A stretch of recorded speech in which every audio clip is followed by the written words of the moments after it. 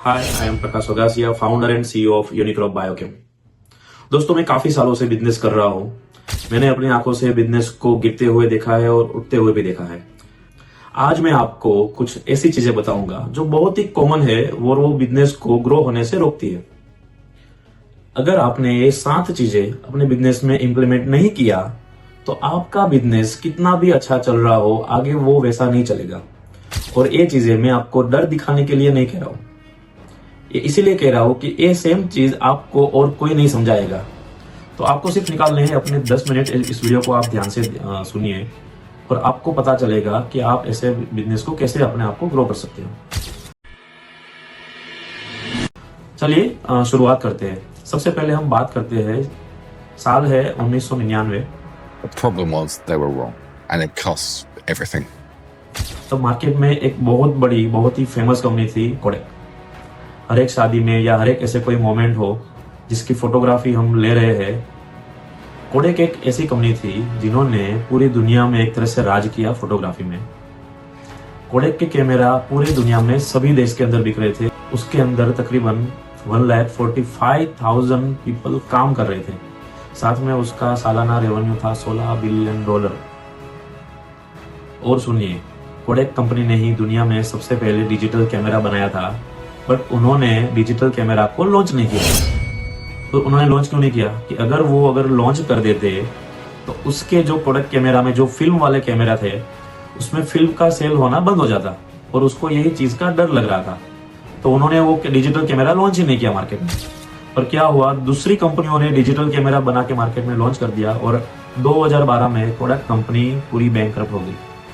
सो वही एक कंपनी थी जो पूरी दुनिया में फोटोग्राफी सिखा रही थी, आज वो कंपनी पूरी तरह से बंद हो गई।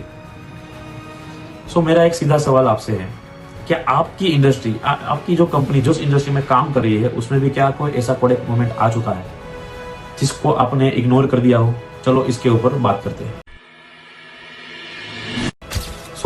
जब भी कोई नया बिजनेस स्टार्ट होता है तो फाउंडर क्या करता है कि खुद ही अकाउंट करता है, खुद ही सेल करता है, खुद ही डिलीवरी करता है, खुद ही सब कुछ मैनेज करता है। और वो इनिशियली स्टेज में वो सही है। इस स्टेज में स्केल बहुत छोटा होता है, सो फाउंडर इस सब को इजीली मैनेज कर सकता है। तो फाउंडर ने शुरुआत में ही ये सब कुछ काम किया और उससे अच्छे से मैनेज भी हो गया और उसकी कंपनी ग्रो भी हुई, बिकॉज इनिशियल स्टेज में कंपनी का स्केल बहुत ही छोटा था। चलो अब एक और काम करते हैं। मैं आपको एक सीधा सवाल पूछ रहा हूं, अगर आप 15 दिन के लिए अपने फोन को आप बंद कर दीजिए, ऑफिस में भी आप ना जाओ, तो क्या आपका बिजनेस सेम उसी तरह से चलेगा जैसे आप पहले चला रहे थे? अगर आपका जवाब ना है तो समझ लीजिए कि आप वो बिजनेस चला नहीं रहे हो, आप उस बिजनेस के अंदर आप नौकरी कर रहे हो, और नौकरी कभी भी स्केल नहीं होती। आप अपने आप को कभी भी क्लोन करके आप मल्टीप्लाई इफेक्ट नहीं ले पाओगे। सो उसके लिए आपको बनाना पड़ेगा अपना खुद का एक सिस्टम, और वो सिस्टम ऐसे आसानी से नहीं बनता, और यहीं से ही शुरुआत होती है सबसे बड़ी ऑपरेशनल गलती। आप जानते हैं अमूल जो आज इतना बड़ा ब्रांड है, उसको शुरुआत किया था डॉक्टर वर्गीस कुरियन ने। अब वर्गीस कुरियन ने अपने दिमाग में अमूल को नहीं डाला था, उन्होंने डाला था एक सिस्टम को। उन्होंने वहां पे एक सिस्टम क्रिएट किया। तो वर्गीस कुरियन के जाने के बाद भी आज वही सिस्टम से अमूल इतना तेजी से आगे ग्रो कर रहा है। सो फेज 1 में क्या काम करता है? हसल, एनर्जी, पैशन एंड जुगाड़। ये बहुत ही पावरफुल होते हैं ओनली फॉर इनिशियल स्टेजेस। जैसे ही आप फेज 2 में जाओगे, यही हसल आपको एग्जॉस्ट कर देंगे, पैशन आपको ब्लाइंड कर देगा, और जो आपके जुगाड़ थे वो आपको लिमिट कर देंगे। यहाँ पे एक एग्जांपल से इसको समझते हैं। मान लीजिए कि आप एक टिफिन सर्विस चला रहे हो और आपके पास 20 कस्टमर ऑलरेडी आपके पास हो चुके हैं। सब कुछ सही से चल रहा है, आप सभी 20 कस्टमर को अच्छे से अपने टिफिन प्रोवाइड कर रहे हो, उसको अच्छे से डिलीवर कर रहे हो, सब कुछ मैनेज हो रहा है। बट जैसे ही आप उसको ग्रो करने की सोचोगे, आप 20 से 50 तक जाओगे, तो यहाँ पे गलती आना शुरू हो जाएगी।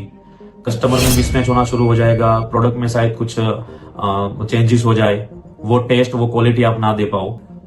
तो इसका एक सिंपल रीजन है कि आपने वहां पे सिस्टम को नहीं बनाया, क्योंकि वही सेम लोगों से आप सब कुछ मैनेज कर रहे हो जो 20 के लिए कर रहे थे। सो इसके लिए आपको चाहिए वहां पे सिस्टम। सो आपका जो हसल है वो आपको इनिशियली सक्सेस तो देगा, बट आपको वो सक्सेसफुल बिजनेस नहीं बना के देगा, वो सिस्टम बना के नहीं देगा। उसके लिए आपको बनानी पड़ेगी अपनी खुद की सिस्टम। सो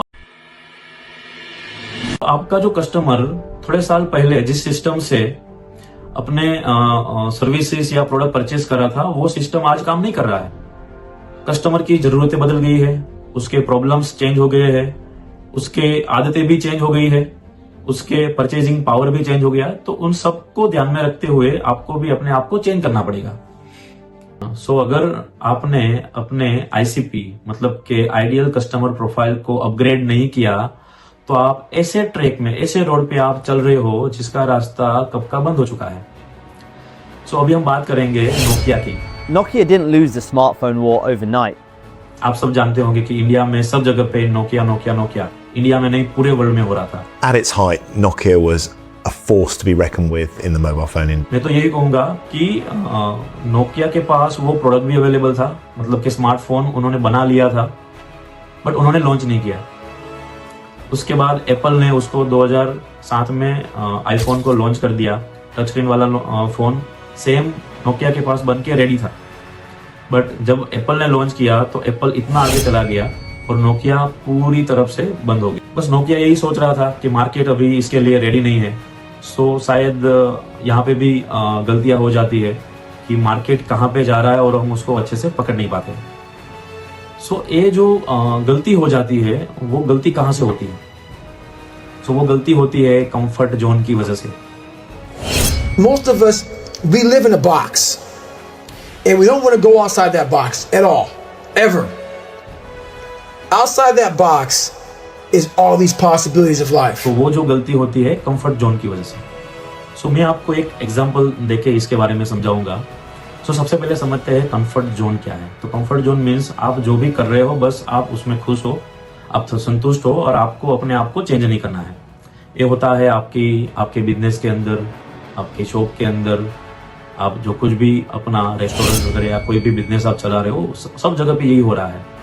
आपके पास कस्टमर्स आ रहे हैं, आपके पास वेंडर से बिल्स आ रहे हैं, उसका आप पेमेंट कर रहे हो, सब कुछ सही से चल रहा है और आप कुछ भी चेंजेस करने का, कुछ भी नया सोचने का आप जोखिम लेना नहीं चाहते हो, रिस्क लेना नहीं चाहते हो, यही आपको लगता है और यहीं पे ही वो गलती हो जाती है। सो ये कंफर्ट जोन है, वो आपको एक दिन में नहीं मारता है, वो धीरे धीरे धीरे धीरे अपना असर दिखाता है। 3 साल 4 साल के बाद आपको उसका असर दिखना शुरू होता है और उसके बाद अगर आप कोई डिसीजन लेने जाते हो तब तक बहुत गलती हो जाती है, क्योंकि आपके जो कस्टमर है वो कोई जो अनकंफर्टेबल था, जो डेली कुछ ना कुछ प्रोग्रेस कर रहा था अपने बिजनेस में, वो आपके कस्टमर लेके चला जाता है। उसके बाद नो बैकअप, कुछ भी आप वापस उसको हासिल नहीं कर पाओगे। कोई बच्चा क्लास 1 में टॉप करता है तो क्या उसका मतलब यही है कि वो आईआईटी में भी टॉप करेगा? नहीं, क्योंकि क्लास 1 में रिक्वायरमेंट कुछ अलग थी, क्लास 1 के चैप्टर्स अलग थे, उस वक्त एनवायरनमेंट अलग था, उस वक्त माहौल क्लास का अलग था। और जब आईआईटी में वही बच्चा पहुंचता है तब पूरा माहौल चेंज होता है, उसका ग्रोथ पैटर्न, उसका ब्रेन डेवलपमेंट, सब कुछ डिफरेंट है। तो सेम ऐसे लोग जो आपको इनिशियल स्टेज में आपके हेल्पफुल रहे हो, तो वही लोग आपके स्केल करने के वक्त में वो हेल्पफुल नहीं रह पाएंगे। सो आपको ऐसे लोग चाहिए होंगे जो उस वक्त आपको जब बिजनेस में ग्रोथ की जरूरत है तब उसको वो ग्रो करके आपको दे पाए। सो इसमें एक बहुत बड़ी हिम्मत चाहिए कि जिसने आपके बिजनेस को बनाया उसी को ही आपको खत्म करना है और पूरे नए प्रोसेस या नए प्रोडक्ट में आपको जाना है। सो एक बहुत डेयरिंग काम है जिसको हमेशा फाउंडर को अपने ध्यान में रखना होगा। सो अभी हम क्विकली रिकैप करते हैं कि आज हमने क्या सीखा। तो सबसे पहले जो आपका सबसे पहला जो सेल है वो आपका फॉर्मूला नहीं होता। 2 नंबर, फाउंडर खुद एक सीलिंग बन जाता है अपने बिजनेस के लिए। 3 नंबर, आपके पास हसल है, एनर्जी है, पैशन है, बट अगर आपके पास सिस्टम नहीं है तो वो आपके बिजनेस को ग्रो करने में काम नहीं आएगा। 4 नंबर, मार्केट बदल गया बट आप अपने जो आईसीपी प्रोफाइल है वो पुराना ही है और उसके हिसाब से ही चल रहे हो, तो वो भी आपके बिजनेस को किल कर देता है। 5 नंबर, कंफर्ट जोन है, वो एक प्रकार की स्लो डेथ है जो बिजनेस को आगे जाके खत्म कर देता है। 6 number, loyalty and capability same चीज कभी नहीं होती। और 7 नंबर, जिस चीज ने आपको बनाया, आपके बिजनेस को बनाया, वही चीज आपके बिजनेस को आगे जाके खत्म कर देती है। आप मुझे कमेंट करके बताएं कि आपके बिजनेस में आपकी जो बिजनेस की ग्रोथ है वो क्यों रुकी हुई है। मुझे चाहिए आपका ऑनेस्ट रिप्लाई, ऑनेस्ट आंसर। और अगर आपको ये हमारा वीडियो पसंद आया हो तो आपके ऐसे दोस्त हो जो एंटरप्रेन्योर हो, उसको आप जरूर इस वीडियो को शेयर करें। अगले वीडियो में हम दोबारा मिलेंगे, तब तक आप अपने आप का ख्याल रखें और आपके बिजनेस का भी। Good bye.